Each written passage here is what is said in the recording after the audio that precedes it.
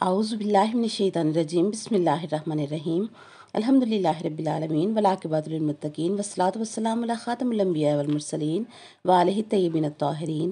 السلام علیکم ورحمۃ اللہ وبرکاتہ۔ جی جناب، کیسے ہیں آپ سب لوگ؟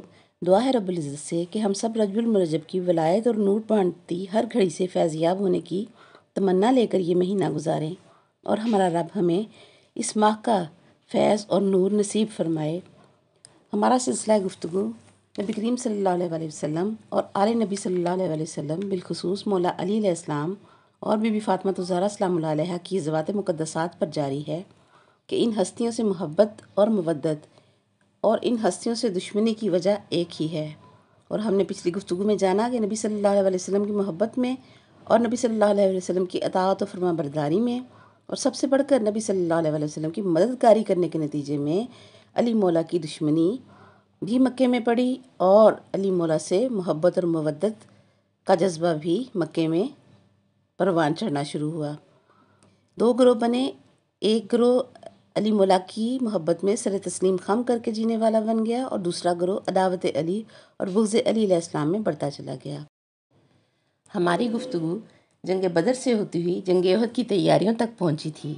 آج ہم علی مولا علیہ السلام کی مزید مددگاری رسالت کے بارے میں جانتے ہیں اور سمجھتے ہیں کہ آج 1450 سال بعد بھی بغض علی علیہ السلام کن لوگوں کے دلوں سے نہیں جا رہا ہے اور وہ علی مولا کے مد مقابل آنے والے ہر باطل کو مان کر نہ صرف خود کو اندھے گڑھے میں گرا رہے ہیں بلکہ اپنے سننے ماننے والوں کو بھی ساتھ ہی لے کر گرنے والے ہیں۔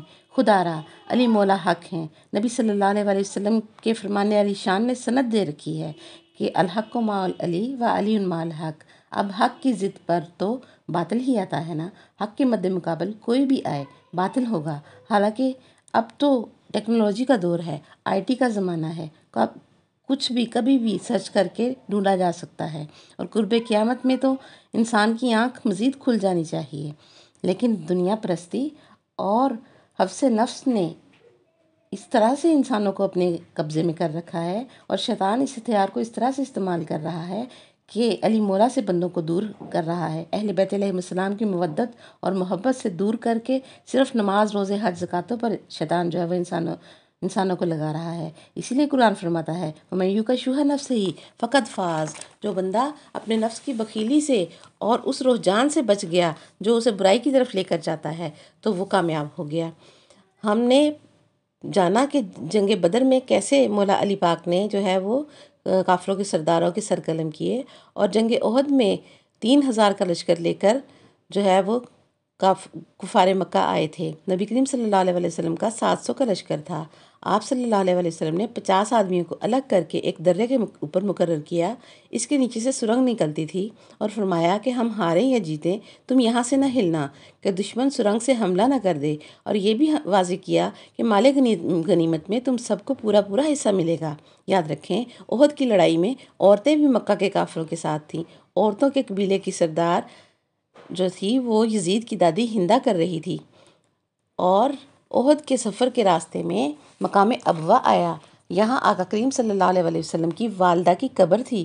ہندا کو معلوم ہوا کہ یہاں نبی صلی اللہ علیہ وسلم کی والدہ کی قبر مبارک ہے تو اس نے بیلچہ لے کر خود نبی کریم صلی اللہ علیہ وسلم کی والدہ کی قبر کو مسمار کر دیا، جبکہ نبی صلی اللہ علیہ وسلم نے اپنی والدہ کی قبر کو صحابہ کرام کے سامنے بنایا تھا اور صحابہ کرام کے سامنے بنا کر اپنی سنت واضح کی تھی۔ اب یہ جو بدعقیدہ گروہ اور ملا قبر بنانے کو بدعت کہتا ہے، وہ اس بات کو اگر جھٹلا سکتا ہے تو جھٹلا کے دکھائے کہ صحابہ کرام کے سامنے اپنی والدہ کی قبر بنا کر نبی کریم صلی اللہ علیہ وسلم نے اپنی سنت واضح کر دی اور ہندا نے احد کے سفر میں قبر مسمار کر کے اپنی جو ہے وہ عادت بتائی اور پتہ چلا کہ قبروں کو مسمار کرنا یزید کی دادی ہندا کی سنت ہے۔ جب دونوں لشکر سیدھے کھڑے ہوئے تو ہندا اپنی عورتوں کی جماعت کے ساتھ گاتی بجاتی دونوں لشکروں کے درمیان سے گزری اور ہم آواز ہو کر گانا گا رہی تھی، اور یہ گیت بھی تاریخ کی کتابوں میں درج ہے کہ نحن نبات طارق، ہم ستارہ سحر کی بیٹیاں ہیں اور مخمل کے قرینوں پر چلنے والی ہیں۔ جب یہ گاتی بجاتی گزر گئی تو کافروں کے لشکر کا علمدار آگے بڑھا اور ادھر سے مولا علی علمدار لشکر اسلام تھے یہ آگے بڑھے، انہوں نے 7 علمداروں کی میتیں جو ہیں وہ زمین پر گرا دیں اور 8واں علم زمین پر پڑا تھا، کوئی اٹھانے کو نہ آیا، اور مولا علی علیہ السلام تلوار لیے کھڑے تھے۔ سبحان اللہ۔ احد کے سفر کے راستے میں مقام ابوا آیا، جہاں آقا کریم صلی اللہ علیہ وسلم کی والدہ کی قبر تھی۔ ہندا کو معلوم ہوا تو بیلچہ لے کر اس نے خود نبی صلی اللہ علیہ وسلم کی والدہ کی قبر مسمار کی، جبکہ نبی صلی اللہ علیہ وسلم نے اپنی والدہ کی قبر کو بنایا تھا۔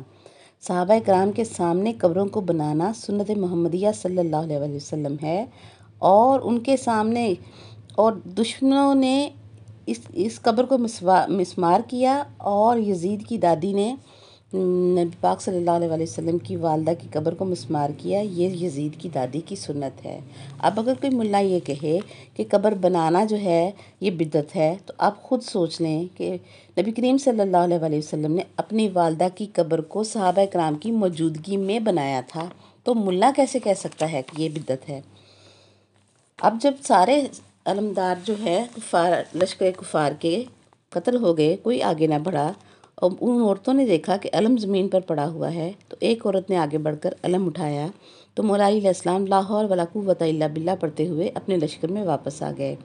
اب دونوں لشکر اکٹھے ہوئے، لڑے، تو تھوڑی دیر میں 3000 کا لشکر بھاگ رہا تھا، اور مسلمان مال غنیمت سمیٹ رہے تھے، اور جو درے پر کھڑے 50 آدمی جنہیں نبی کریم صلی اللہ علیہ وسلم کھڑے رہنے کی تلقین کر کے گئے تھے، وہ 50 آدمیوں میں کھلبل ہونے لگی کہ مسلمان لڑائی جیت گئے ہیں، اب ہم یہاں کیوں کھڑے ہیں؟ ان میں سے ایک نے کہا کہ نہیں جانا، نبی صلی اللہ علیہ وسلم نے منع فرمایا ہے، ان کا حکم کیوں بھول رہے ہو کہ وہ مال غنیمت میں تمہیں حصہ دینے کا وعدہ کر کے گئے ہیں، اس لیے یہیں ٹھہرو۔ لیکن کسی نے نہ مانی، ایک سردار اور 2 آدمی درے پر کھڑے رہے، 48 آدمی چلے گئے۔ دشمن نے دیکھا کہ سرنگ سے پہرہ ہٹ گیا ہے، تو انہوں نے ان تینوں کو شہید کر کے ان کی لاشوں کے اوپر سے جو ہے وہ آ کر پلٹ کر حملہ کیا۔ سلام ہو ان تینوں پر جنہوں نے مرتے مرتے بھی رسول اللہ صلی اللہ علیہ وسلم کے حکم کی اطاعت کی۔ یاد رکھیں، یہ 50 آدمی جو کھڑے کیے گئے تھے، یہ مکہ اور مدینہ کے ہی تھے، اور صاف صاف رسول پاک صلی اللہ علیہ وسلم نے فرمایا تھا کہ یہاں سے ہٹنا نہیں ہے۔ جب چند ٹوٹی تلواروں اور چند زروں کے لیے مسلمانوں نے حکم رسول پاک صلی اللہ علیہ وسلم کو پامال کیا، تو پوری حکومت لینے کے لیے کون نبی صلی اللہ علیہ وسلم کے احکامات کو یاد رکھتا اور ان کی بات مانتا؟ کہ آخری حج کے واپسی سفر پر من کنت مولاہ فہذا علی مولاہ کا یہ اعلان سب نے سنا تھا، سب حاجی، نمازی اور صحابی تھے، ان کو پوری حکومت ملتی ہوئی نظر آ رہی تھی، تو حکم قدیر کو کون یاد رکھتا؟ اب لڑائی کی بنی ہوئی شکل بگڑ گئی۔ 700 مسلمانوں کا لشکر تھا اور کافروں کا لشکر 3000 تھا۔ انہوں نے 1500 کی 2 صفیں بنا کر مسلمانوں کے ارد گرد ہو گئے۔ پیچھے سے بھی دشمن نے حملہ کیا اور سامنے سے بھی حملہ کیا۔ یاد رکھیں، پیچھے سے حملہ کرنے والے خالد بن ولید تھے، جو کہ حالت کفر میں تھے اس وقت، اور ملوکیت کے اسلام نے انہیں سیف اللہ کا لقب دے رکھا ہے۔ جب یہ اسلام لے آئے تو ان کو سیف اللہ کا لقب دے دیا۔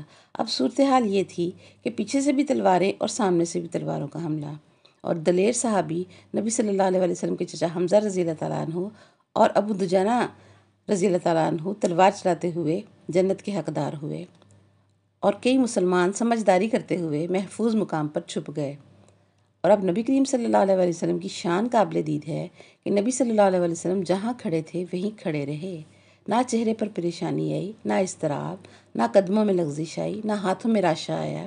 اپنی پوری شان و شوکت سے میرے نبی پاک صلی اللہ علیہ وسلم کھڑے ہیں، اور شان رسالت مآب صلی اللہ علیہ وسلم یہ ہے کہ میدان سے بھاگ نہیں رہے ہیں، اور رحمت للعالمین ہونے کی شان یہ ہے کہ تلوار نہیں چلا رہے، قدم ہدایت کے نشان بنے ہوئے ہیں اور ہاتھ رحمت کا سایہ بنے ہوئے ہیں۔ سبحان اللہ! اس شان سے میرے نبی نے یہ کڑا وقت گزارا۔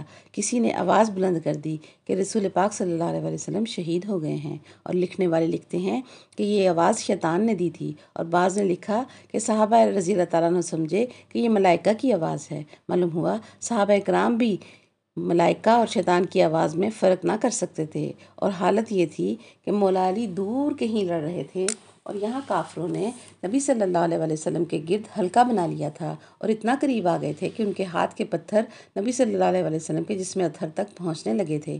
اور قریب سے پھینکا ہوا پتھر زیادہ زور سے لگتا ہے، دور سے پھینکا ہوا پتھر کم نقصان پہنچاتا ہے کہ ہوا میں وہ اپنی طاقت کھو دیتا ہے، لیکن نبی صلی اللہ علیہ وسلم کے جسم اطہر پر اتنی طاقت سے پتھر پڑ رہے تھے کہ ایک پتھر میرے آقا و مولا صلی اللہ علیہ وسلم کے چہرے پر لوہے کی جالی پر پڑا، جالی ٹوٹی اور میرے آقا و مولا صلی اللہ علیہ وسلم کے رخسار مبارک کے اندر اتر گئی، اور دوسرا پتھر دندان مبارک پر پڑا اور لب مبارک زخمی ہوئے اور دندان مبارک شہید ہوئے۔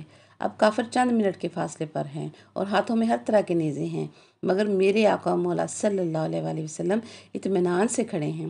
اس سے پہلے کہ ان کے نیزوں کی نوکیں نبی صلی اللہ علیہ وسلم کے جسم اطہر میں داخل ہوتیں، ایک بجلی سی چمکی اور لوگوں نے دیکھا کہ حیدر کرار مولا علی علیہ السلام رسول پاک صلی اللہ علیہ وسلم کے سامنے کھڑے ہیں۔ سبحان اللہ۔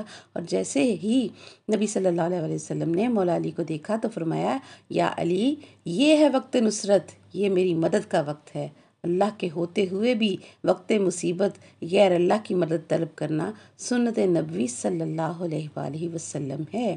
تمام صحابہ کرام اس بات کے گواہ بھی ہیں، لیکن ملا اپنی ضد پر ہے، بدعقیدہ گروہ اپنی ضد پر ہے کہ غیر اللہ کی مدد کرنا جو ہے وہ بدعت ہے، حالانکہ میں نے آپ کو واضح کیا کہ نبی کریم صلی اللہ علیہ وسلم نے مولا علی کو دیکھ کر فرمایا، یا علی، یہ میری مدد کا وقت ہے، یہ وقت نصرت ہے، اور اللہ کریم کے ہوتے ہوئے بھی وقت مصیبت غیر اللہ کی مدد طلب کی۔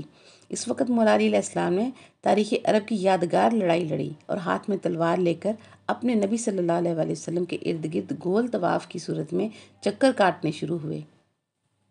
پہلے چکر میں سر گرے کافروں کے، اگلے چکر میں فاصلہ بڑھا اور اگلے چکر میں لوگوں کی گردنیں کاٹیں اور سر لڑکتے ہوئے نبی صلی اللہ علیہ وسلم کے قدموں پر آن گرتے، تو گویا مولا علی نے 7 چکروں میں کعبہ ایمان کا طواف کیا اور دشمنان نبوت کو جہنم واصل کر دیا۔ سبحان اللہ۔ جب دشمن نے محسوس کیا کہ گھیرا ڈالنے میں نقصان ہو رہا ہے تو بکھلا کر سب ایک طرف جمع ہو گئے۔ مولا علی علیہ السلام چاہتے تھے کہ ادھر نبی صلی اللہ علیہ وسلم کھڑے ہیں، آگے مولا علی لڑ رہے ہیں اور سامنے 3000 کے لشکر کا دباؤ ایک واحد مولا علی علیہ السلام پر ہے۔ اسی زور آزمائی میں مولا علی علیہ السلام کی تلوار دباؤ برداشت نہ کر سکی اور ٹوٹ گئی۔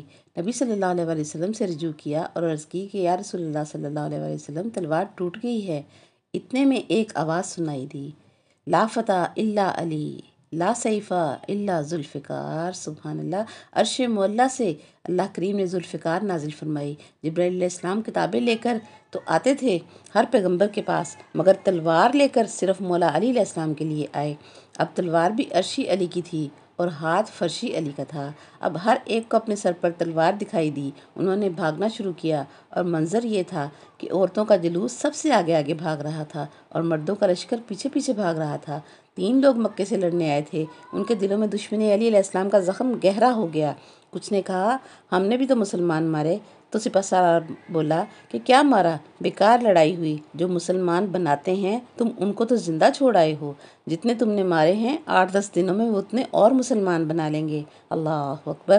پھر ہاتھ ملتے ہوئے کہنے لگے، اگر علی درمیان میں نہ آتا تو ہم کامیاب ہو جاتے۔ اب ان سرداروں نے سر جوڑ لیے، اللہ اکبر، اور اگلی جنگ کی تیاری جو ہے وہ کرنا شروع کر دی۔ آج کے لیے جنگ احد کی تفصیل کافی رہے گی۔ رب العزت ہمیں اس تمام تر واقعے سے وفاداری نبوت جو ہے وہ سیکھنے کی توفیق عطا فرمائے۔ وآخر دعوانا ان الحمد للہ رب العالمین۔ سبحانک اللہم وبحمدک ونشہد ان لا الہ الا انت نستغفرک ونتوب الیک۔ السلام علیکم ورحمۃ اللہ وبرکاتہ۔